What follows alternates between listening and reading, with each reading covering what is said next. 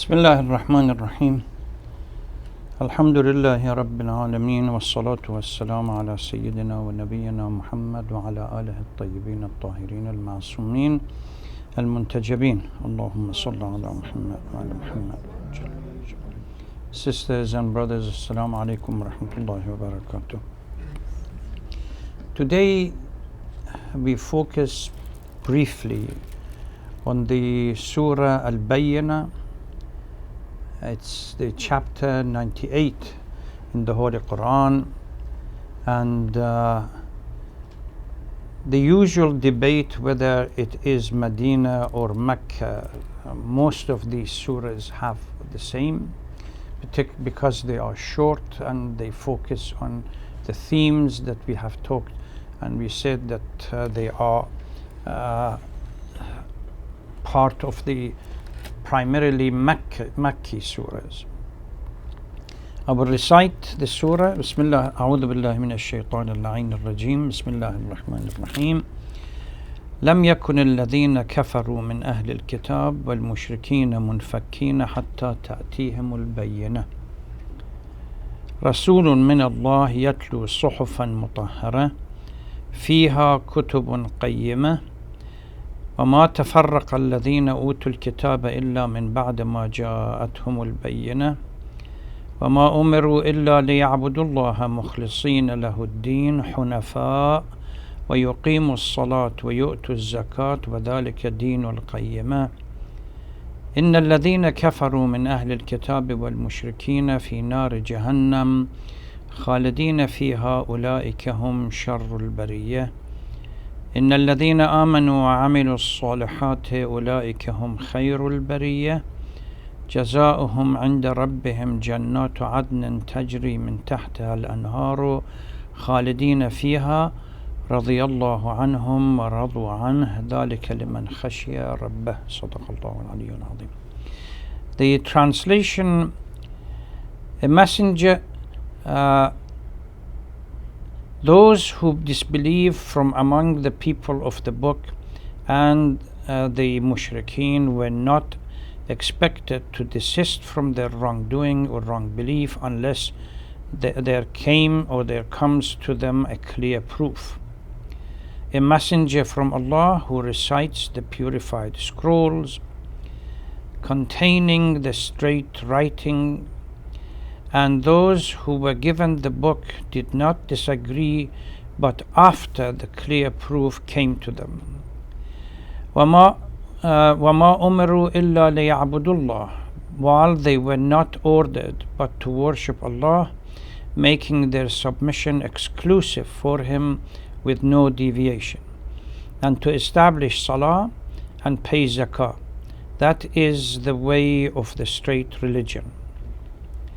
Surely those who disbelieved from among the people of the book and the polytheists will be in the first Jahannam, in the fire of Jahannam, in which they will be living forever. Those are the worst of human beings. And for those who believed and did righteous deed, they are the best of all human beings. Their reward with their Lord is garden of eternity, beneath which rivers flow, in which they will be abiding forever. Allah is well pleased with them, and they are well pleased with Him. That reward is for him who has awe for his Lord. This surah has created huge amount of theological debate when it comes to interfaith. We will deal with it in a minute. But the gist of this surah is that it begins with assertion that those who disbelieve will continue to oppose the Holy Prophet until some kind of a clear proof is sent to them. That is the verse from 1 verse to the 5th verse. And the last 3 verses, 6 to 8, contrasts the fate of the disbelievers with that of the believers, a theme that we have seen repeatedly in the previous chapters being discussed. But the first issue that scholars or commentators have debated is the one in the beginning of the verse, لم يكن الذين كفروا من أهل الكتاب. The debate is this men, is it clarifying or is it distinguishing? In a sense, if it is clarifying, then says kuffar are the ones that are disbelievers and Ahlul Kitab, both of them. Then Ahlul Kitab, according to this interpretation, falls within the category of disbelievers. If it is clarifying or it's not, it is dividing, then technically what the verse says that there are people who are mushrikeen and there are kuffar or disbelievers within Ahlul Kitab. So automatically removes some of them as believers and some of them are as disbelievers. Those who say in their fatwas that Ahlul Kitab are considered to be similar to kuffar or mushrikeen, they rely on the first interpretation, that the verse here clearly indicates men is not separating that group or classifying, but it says clarifying. It says that if you want to look at those who disbelieve, Ahlul Kitab and mushrikeen are the ones that you can focus upon.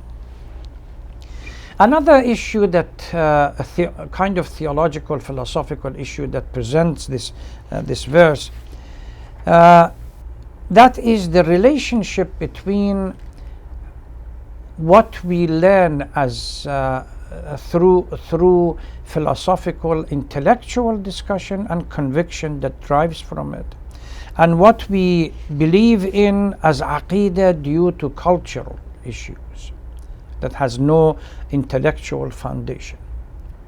Certainly, if we look at the verses of the Holy Quran, Quran is of the opinion, Islam is of the opinion that aql and intellect is a powerful tool for discerning truth. And as such, the conclusion, even in usul al-fiqh, we say there is a hukm, at least for the Shia, we say Quran, the four principles of usul or the sources of law, Quran, Sunnah, aql, ijma' and aql. These are the four. And ijma', according to our scholars, the concurrence of opinion of the scholars has certain conditions for it to be acceptable. But for the time being, ijma', but aql, and there is a principle that says كلما حكم به العقل حكم به الشرع and كلما حكم به الشرع حكم به العقل. So there is some kind of a synthesis between the intellectual analysis and conclusion and how should we interpret principles of shar' and within Islam. If the consequence of this is that if we see a fatwa or an opinion that counters human intellect, it doesn't fit with it, then we can say that there is something wrong here and we should reject it. The same way that Quran considers the book itself as a source of reference and bayyinah for something that we should refer to. Imam Ja'far al-Sadiq salawatullah salam alayhi says that if you hear a hadith from us and refer it to the Quran as a bayyinah, as a truth, if it counters the Quran, then reject it, throw it against the wall. So aql, Quran, they all have to go together. And so there is the first debate. What happens with human kind of intellectual conclusion or aqeedah or principles or belief that comes through intellectual analysis and belief that comes in through what we call cultural and attachment. Quran repeatedly refers to those people that say, Inna wajadna aba'ana ala ummatin. This is a way of life, lifestyle, or a particular belief that we found on our fathers and grandfathers or our society following it, and we follow that.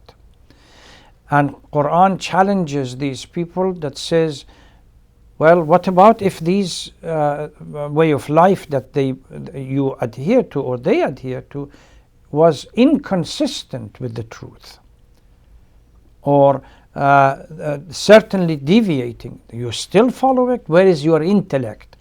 The powerful tool that Allah subhanahu wa ta'ala has given to them. So we certainly know that Allah subhanahu wa ta'ala, within human nature, this fitra, search for truth, is inherent and intrinsic. This is why Quran repeatedly reprimands and criticizes those people that truth comes and Bayyinah comes, they still do not agree because they don't want to change their lifestyle. And this is something that has been part of the challenge for the Holy Prophet at the beginning. So when Quran says kafaru min ahl al-kitab, exactly we have to establish what is this min. Is it, as we say, tab'id, to make a separation between one group and another, that in each group, or tabyin, that says, if you want, lam yakun alladhina kafaru, who are these people that are kuffar? Ahlul kitab and mushrikeen. It has its own consequences. The next verse, وَمَا تَفَرَّقَ الَّذِينَ أُوتُوا الْكِتَابِ إِلَّا مِنْ بَعْدِ مَا جَاءَتْهُمُ الْبَيِّنَةُ, is literally the chastisation of those who insist on following a particular path despite the fact that Bayyinah and guidance has come for them and the truth. And this is where we go to the book, clear proof that we must follow as a way of the truth. Quran has many verses that indicates this. Is one who stands upon a clear proof from his Lord like the one whose evil deeds are made to seem fair unto him? Or another one, indeed we have sent indeed our messengers with a clear proof. Sometimes even the messengers themselves are referred to as a clear proof. Prophet Musa, Prophet Isa, Prophet Muhammad, and so on. So the issue of clear proof, once it's presented, whether in a form of a holy prophet or in a form of a divinely guided textbook or revelation, then the expectation is that at least the least of this is to generate the presence of the proof, either one, to generate some kind of a doubt that leads to challenging or at least questioning one's particular lifestyle and moving on further to research and investigate to establish the truth for oneself. So aql and power of intellect is critical. Even on a daily basis, our worldly affairs, this is something that because Allah subhanahu wa ta'ala has created this and this fitra, intrinsic disposition within us to search for the truth. And in the Western psychology we have Freud on the one hand that says no, there is no such thing as searching for truth. The truth is defined in whatever is sensual, that you see it with your senses. And you have Jung, again another the Swiss psychologist that challenges, it's an interesting debate between psychologists that says no, we are wired for this metaphysic to search for truth. If you have time, read it. Read the comment between this. And Bayyinah, as I said, Quran considers Quran as a Bayyinah. I mean, Allah subhanahu wa ta'ala considers Quran as a Bayyinah. It considers prophets as Bayyinah. The guidelines that Allah subhanahu wa ta'ala present for human being as Bayyinah. There are a number of verses in the Holy Quran that clearly Alhamdulillah alladhi anzal Surah Al-Kahf, Alhamdulillah alladhi anzala ala abdihi al-kitab wa lam yaj'al lahu iwajan qayyiman liyundhira. Qayyim means that it's a bayyinah that supervises, provides you with guidance. فَأَقِمْ وَجْهِكَ لِلدِّينِ الْقَيِّمِ. Deen becomes something as a guidelines. فأقم وجهك للدين حنيفا فطرة الله التي فطر الناس عليها. Again, here لا تبديل لخلق الله ذلك الدين القيم. It's established truth that you have to follow. So these are, then after making this, and if we go back to the early history of Islam, we see that direct and somehow attachment that existed between mushrikeen and people of the book, primarily the Jewish community in Medina. They were attached in such a strong way that opening them up or dispersing them was not possible. Even when the Holy Prophet came to Medina and established what we call the Protocol of Medina, or some people call it the Constitution of Medina, in which everybody works within this protocol or constitution for the benefit of everybody, a number of Jewish tribes signed for it, that they are prepared to be part of the community. But yet, behind the back of the Muslimin, they went and assisted the mushrikeen in a number of battles to come and fight the Muslimin, and provided them with material support. Even in Battle of Khandaq, for example, which we have the Holy Prophet taking everybody out for the trenches, news came from Medina that you need to send a battalion or a group of people to come back to Medina, because part of the protocol of Medina, the safety of Medina was left in the hand of the Jewish tribes.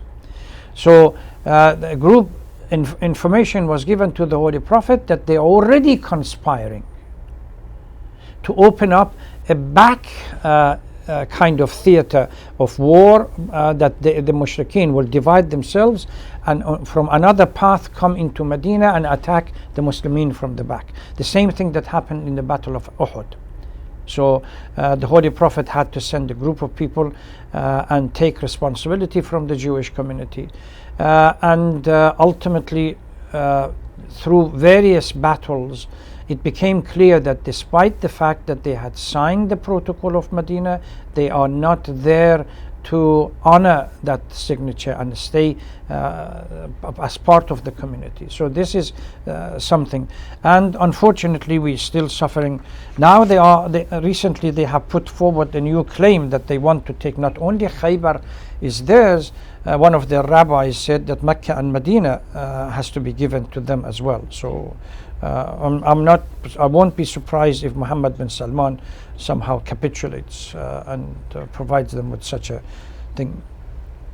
But going back to the Quran, to the Quran itself, the first, after clearly defining the fact that they are inseparable, the mushrikeen and Ahlul Kitab, they are inseparable, or munfakkeen, they were not separable.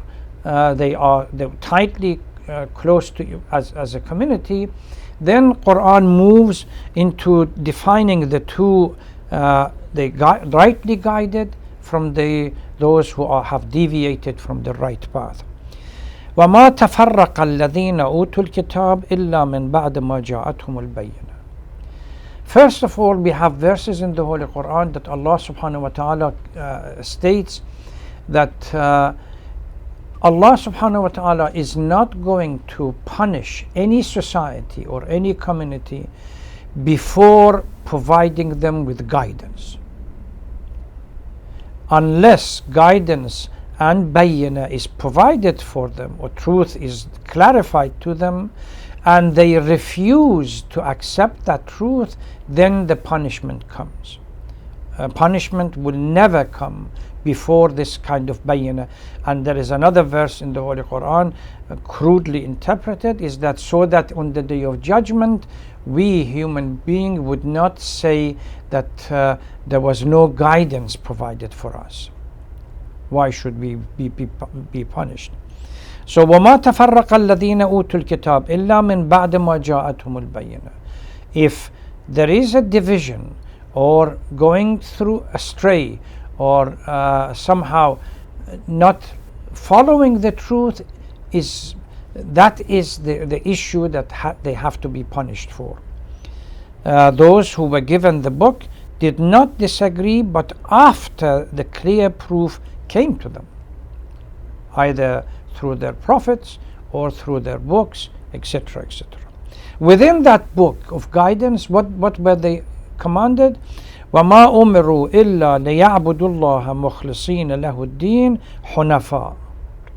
They were commanded to follow one God, that the essence of what we call monotheistic belief. وَيُقِيمُوا الصَّلَاةَ, and exclusively to God, and to establish prayers, and to pay zakat. That is the deen, or the way of life, which is the rightly guided for them.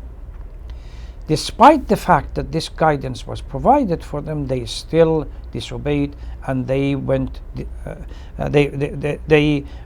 went astray.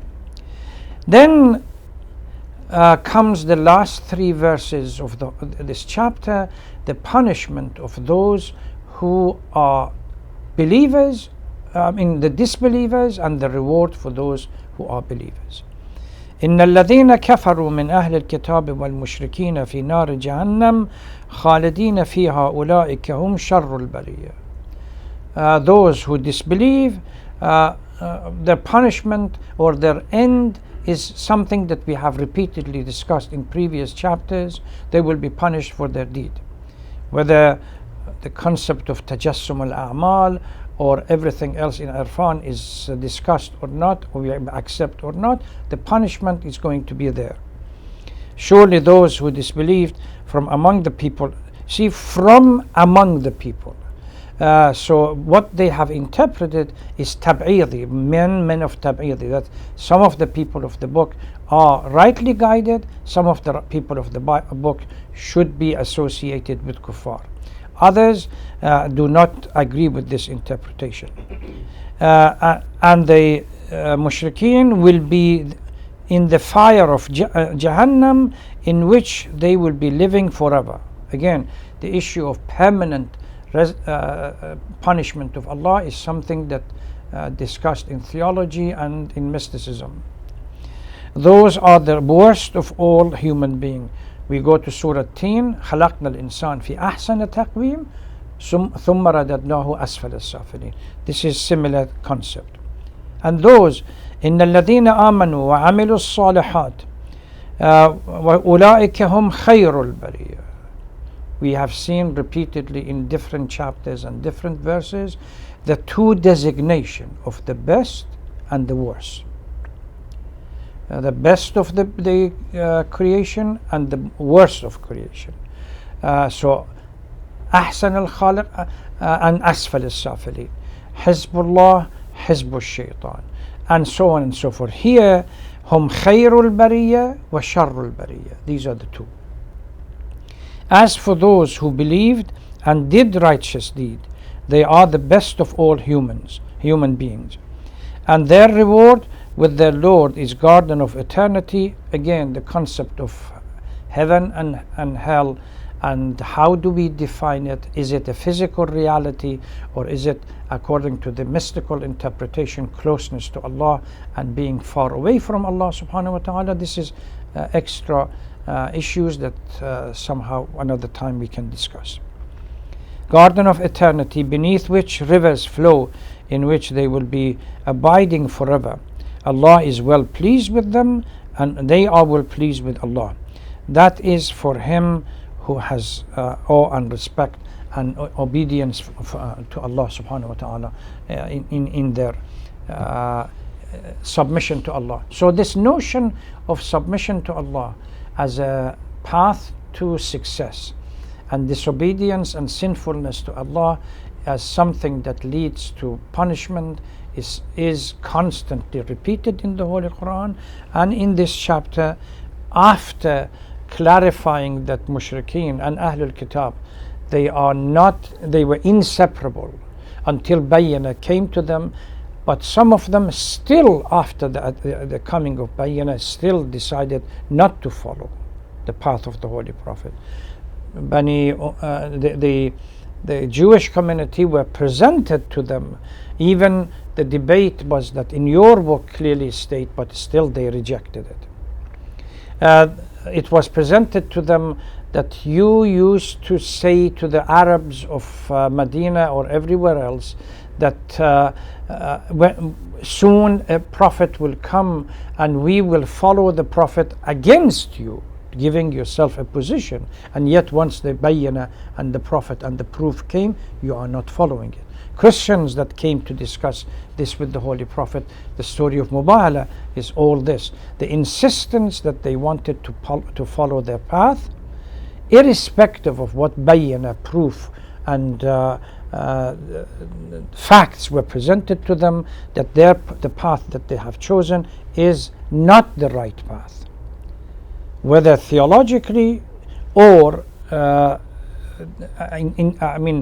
culturally and so on. That mushrikeen in Medina, in Mecca, they were saying that this is a path that we have, that our prophet, our ancestors have chosen, and we will follow it. This notion of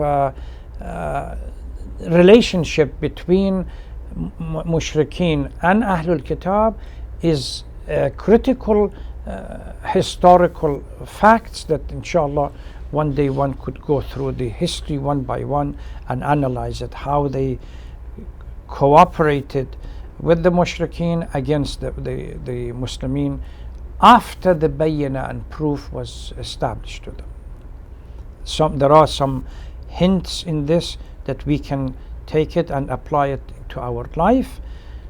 When we say that there is something that our family has done it, or our culture has done it, or exactly what is the base of it, is it in consistence with the intellectual analysis and can be supported with facts and figure and proof, or no, it is not.